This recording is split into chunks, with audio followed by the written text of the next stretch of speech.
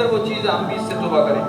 انہیں ایک چیز نے بات رکھا ہوا تھا کہ یہ محمد صلی اللہ علیہ وسلم یہ تو بکریاں چراتے تھے اور ہم تو مکے کے سردار ہیں, ہمارے محلات ہیں, ہمارے پیچھے لوگ گھومنے والے ہیں, پیسہ ہے, ہم کیسے چودراہٹ کو چھوڑ سکتے ہیں؟ اگر ہم چھوڑیں گے, اسلام تو برابری کا درس دیتا ہے نا.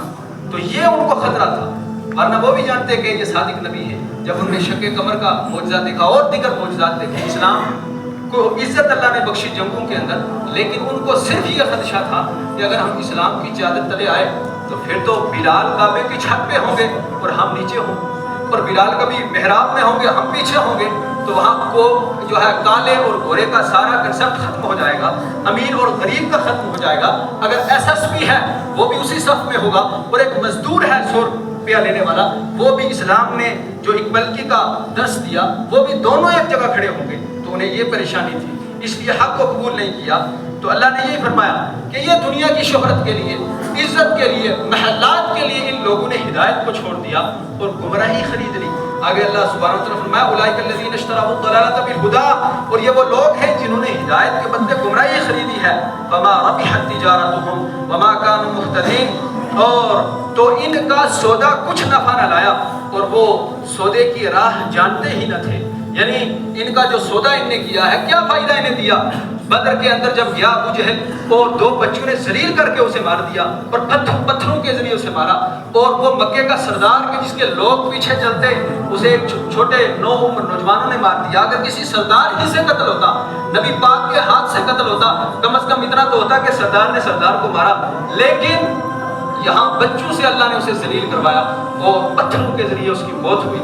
اور قرآن نے یہ کہا کہ وہ تو سوچ رہا تھا کہ یہ میری چودراہٹ, میرے پیسہ, میرا جو جاہ و جلال ہے یہ مجھے بچا لے گا, لیکن قرآن نے اس کی تردید کی کہ کیا ہی برا سودا انہوں نے کیا کہ اس سودے نے, اس مال, جاہ و جلال نے, اس سرداری نے کچھ فائدہ نہ دیا.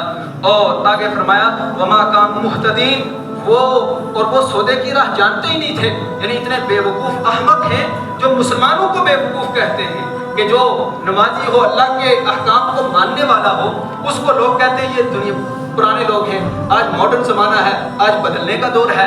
اس طرح کے تانے اس وقت بھی دیے جاتے تھے, آج بھی دیتے ہیں. تو ایسوں کا رد اللہ سبحانہ و تعالیٰ نے قرآن میں کیا کہ وہ سودے کی راہ کو جانتے ہی نہیں. اصل سودا تو یہ ہے کہ یہ چند دن کی دنیا اور متاع الدنیا قلیل, یہ مٹ جانے والی دنیا جہاں انسان بقا پذیر نہیں رہتا, اس کو لے لیا, اور جنت جو ابد الآباد ہے اس سودے کو جانتے ہی نہیں, انہیں پرکھ ہی نہیں ہے. تو یہاں اس کا رد کیا کہ وہ لوگ کہ جو دنیا کے لیے اور دنیا کے مفادات کے لیے اللہ کے رسول کی باتوں کو پس پش کر دیتے ہیں, چھوڑ دیتے ہیں, اصل میں وہ بے وقوف ہیں, وہ گھٹیا سودا کرتے ہیں, وہ جو ہے مال میں کمی لاتے ہیں. اور وہ لوگ کہ جو اسلام کی کما حقہ تابعداری کرتے ہیں اور ایک ایک احکام کو مانتے ہیں, اصل میں اصلی سودا کرنے والے وہ کامیاب لوگ ہیں.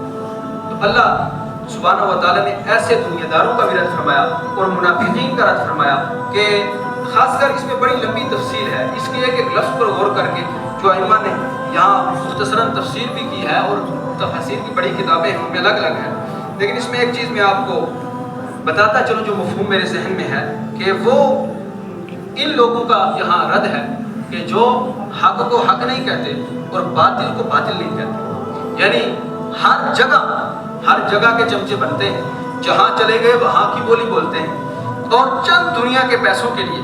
اب ہمارے ہاں مساجد کی تعمیر ہوتی ہے, یہ پتہ نہیں ہوتا مسجد کہاں سے بنے گی اور کیا مسئلہ ہوگا, یہ پیسہ آیا کس کا.